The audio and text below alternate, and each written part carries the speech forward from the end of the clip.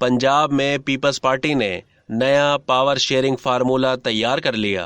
Pakistan peoples party ने नया power sharing formula तैयार कर लिया है, जिसके तहत पंजाब में 4 वजारतें और चेयरमैन सेनेट का ओहदा लिया जाएगा, जबकि गवर्नर पंजाब का ओहदा मुस्लिम लीग नून को दिया जाएगा।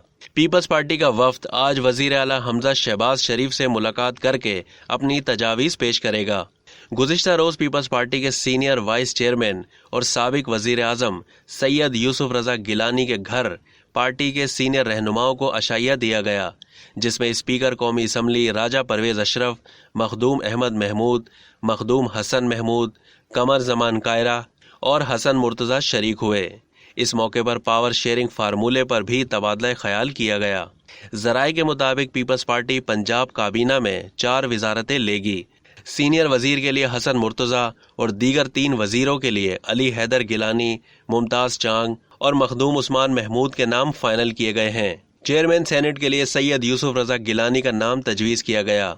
पंजाब में गवर्नर का ओहदा मुस्लिम लीग नून को देने का उसूली फैसला कर लिया गया है।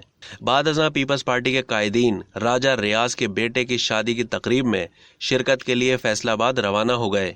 अब तक के लिए इतना ही। मज़ीद मालूमात के लिए डेली जंग के यूट्यूब चैनल को सब्सक्राइब करना ना भूलिए और फेसबुक के पेज को भी लाइक करना ना भूलिए।